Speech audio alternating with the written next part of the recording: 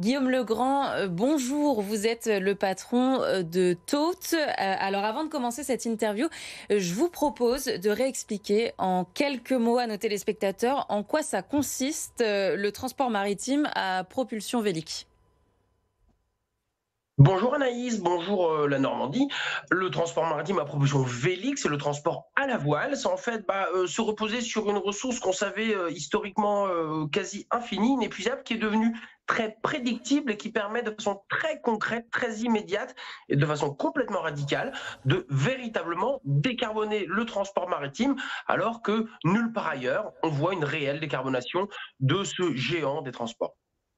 Vous transportez donc de la marchandise par les voies maritimes grâce à des voiliers. C'est largement moins impactant pour l'environnement. En quelques chiffres, aujourd'hui, le transport maritime dans le monde, ça représente près d'1 milliard de tonnes de CO2 émises par an. Vous, aujourd'hui, vous saluez cette proposition de loi. Tout à fait.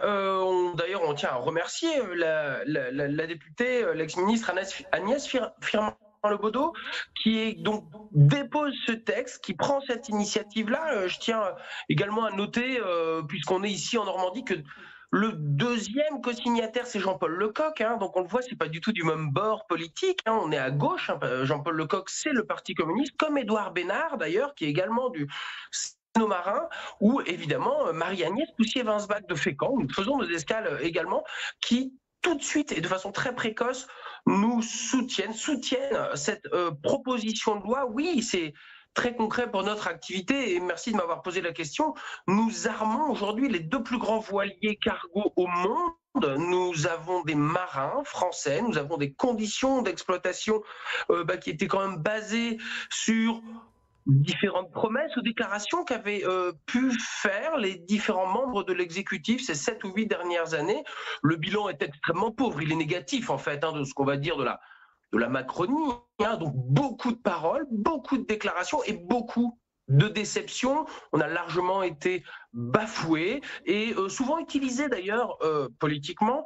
Il est l'heure, il est temps, et c'est le courage des parlementaires, du législatif aujourd'hui, de prendre les devants dans une proposition de loi qui est nouvelle. Et en ça, je pense que c'est assez intéressant d'ailleurs d'observer le léger changement de régime, quasiment d'un régime quasi républicain royal, présidentiel que nous avions, tout venait finalement d'une seule personne.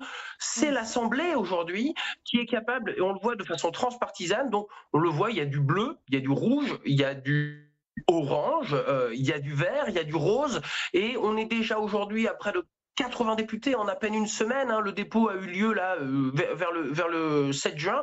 On a également, et c'est une innovation, et ça peut s'adresser d'ailleurs à tous les téléspectateurs, une co-signature en ligne, une sorte de pétition. Chacun peut aller apporter son petit commentaire, sa signature. Également, en une semaine, on a plus de 5000 signatures. Il faut pousser si on veut que finalement la loi remette un peu au centre du jeu le transport à la voile. Et avec cette proposition de loi, vous avez l'impression qu'il y a une véritable prise de conscience, surtout après le sommet de l'UNOC. Comment vous le vivez, ça? Tout à fait, c'est un élément de contexte qui est assez intéressant. On le voyait donc au sommet de l'océan sur les Nations Unies, on reparlait à la fois du climat, des émissions de CO2, mais également, par exemple, des autres gaz. Le CH4, on sait, est un métal, un gaz tout à fait climaticide. Il est pourtant massif. Il est d'ailleurs vendu comme un gaz vert, on va dire, dans le maritime. En fait, c'est tout l'inverse. On parle également de réduction des bruits sous-marins grâce au transport à la voile et de différents autres impacts. C'est évidemment très important pour nous qu'une coalition transpartisane de députés s'empare du sujet du transport à la voile, mais c'est pas qu'une idée ou on le voit déjà, plus d'une soixantaine d'entreprises mutualisées autour d'une association qui s'appelle Winship. C'est donc nous, armateurs à la voile, on a environ une poignée en France. Donc c'est cette exception culturelle française. On a des grands voiliers qui se construisent, mais pour construire des grands voiliers, il y a des brevets qui se déposent, il y a des usines à mâts qui se construisent, il y a des milliers d'emplois directs et indirects qui sont créés. Donc je pense qu'aujourd'hui, les députés, nos représentants du peuple français à l'Assemblée nationale savent tout simplement voir où est l'économie du pays réel et souhaitent finalement à la fois protéger, c'est le sens de la loi définir, c'est l'article 1er, et puis également noter que certains dispositifs peuvent être, entre guillemets, adaptés au transport à la voile qui a largement été, on va dire, l'eau du bain qui a été vidée, tandis que finalement certains grands armements ont été finalement et paradoxalement les bébés qui ont été plus ou moins protégés par les derniers tumultes législatifs. Il est temps donc de sanctuariser, de définir, finalement laisser le temps à cette pépite, si j'ose dire, et le transport à la voile qui est petit et qui finalement, au-delà de la bonne morale que nous avons d'exister, mais qui décarbone réellement et qui, d'une certaine façon, on va dire, fait face à une concurrence déloyale, hein, la climaticide, la carbonée, la monopolisatrice de certaines routes. Et je pense que le député, l'Assemblée nationale est capable de voir ce mouvement de fond économique, de création d'emplois, d'innovation réelle et finalement d'une capacité à les puiser dans le passé pour envisager un 21e puis un 22e siècle réellement décarboné cette fois-ci.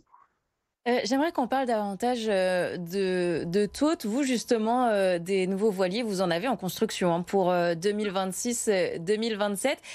Parlez-nous un peu, justement, la capacité de ces voiliers, si elle va être multipliée par 4. Qu'est-ce qu'ils transportent, ces voiliers ?